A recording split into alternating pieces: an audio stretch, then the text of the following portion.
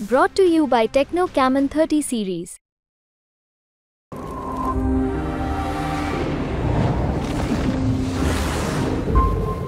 शेवटी ही पण आमची परीक्षाच असते, कारण की शेवटी आम्ही किती काम केलेलं नाही केलेलं आहे ह्या निकालाच्या माध्यमातूनच दिसत असतं.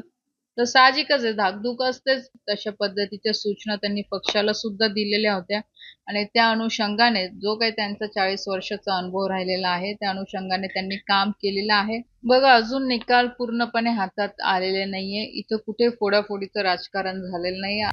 नक्कीच जो जनतेने माझ्यावर विश्वास तिसऱ्यांदा सुद्धा दाखवलेला आहे एक्झिट पोलच्या माध्यमातून, जे चित्र आज एक अंदाज आपण ज्याला म्हणू शकतो, जो दिसतंय की आज रावेर मतदारसंघातली जागा ही चांगल्या मतांनी विजय होताना दिसते. तर नक्कीच आनंद आहे या गोष्टीचा. आणि सगळ्यात महत्वाचा विषय म्हणजे की देशामध्ये परत तिसऱ्यांदा आदरणीय मोदी साहेबांची सत्ता येते, म्हणजे एनडीएची सत्ता येते आणि तिसऱ्यांदा आदरणीय मोदी साहेब या देशाचं नेतृत्व करताना आपल्याला दिसताय.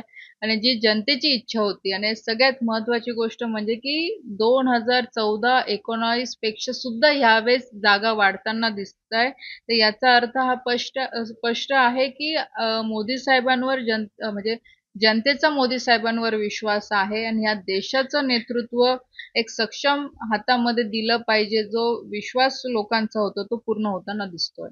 दुसरीकडे तुमच्या जागा केंद्रात वाढताना दिसत आहे, मात्र महाराष्ट्रामध्ये महाविकास आघाडीला आघाडी दिसते सर्वेनुसार.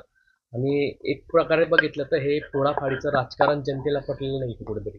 बघा, अजून निकाल पूर्णपणे हातात आलेले नाहीये. इथं कुठे फोडाफोडीचं राजकारण झालेलं नाही. आज आदरणीय मुख्यमंत्री साहेब शिंदे साहेब, त्यांचे आमदार आमच्या सोबत आलेले आहे. आदरणीय मोदी साहेबांवर विश्वास ठेवून, अजितदादा असतील ते मोदी साहेबांवर विश्वास ठेवून आलेले आहे.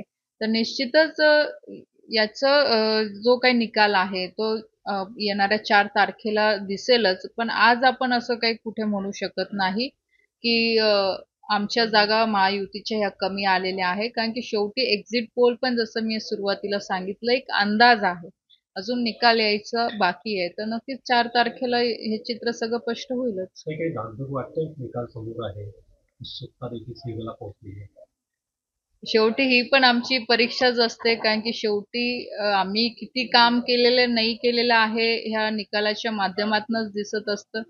तर साहजिकच आहे, धाकधूक असतेच. पण कुठे ना कुठे एक विश्वासही वाटतो की बाबा की ज्या पद्धतीने ह्या 15 दिवसामध्ये लोक येऊन भेटताय आणि सांगताय की नेताई आपलं मतदान चांगलं झालेलं आहे, आपला विजय पक्का आहे, ते कुठे ना कुठे त्या माध्यमातून कॉन्फिडन्स पण बिल्ड होत असतो. पक्षाबरोबर लंबित आहे, आपल्या ते देखील मैदानामध्ये उतरलेले होते प्रचारासाठी, त्यांच्या परीने प्रयत्न केला आणि काही नाराजींचा सूर होता.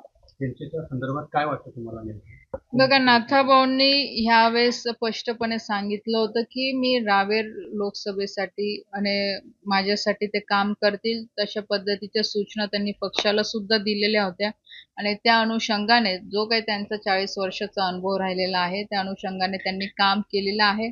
आज रावेर लोकसभेच्या मतदारसंघातल्या जागेसाठी आज गिरीश भाऊ असतील, त्याचप्रमाणे आमचे महायुतीचे आमदार असतील, सगळ्या पक्षातले पदाधिकारी असतील. त्याच्यानंतर आज आपण बघू शकतो की RSS असेल, बजरंग दल असेल, आज खूप मोठ्या प्रमाणामध्ये जो फर्स्ट टाइम वोटर आहे, महिला आहे, हे सगळ्या लोकांनी खूप मेहनतीने काम केलेलं आहे. म्हणून आज त्याचे परिणाम आपल्याला येणाऱ्या या 4 तारखेला विजयाच्या स्वरूपात दिसतील. किती लीड मिळेल आपल्याला, काय विश्वास आहे?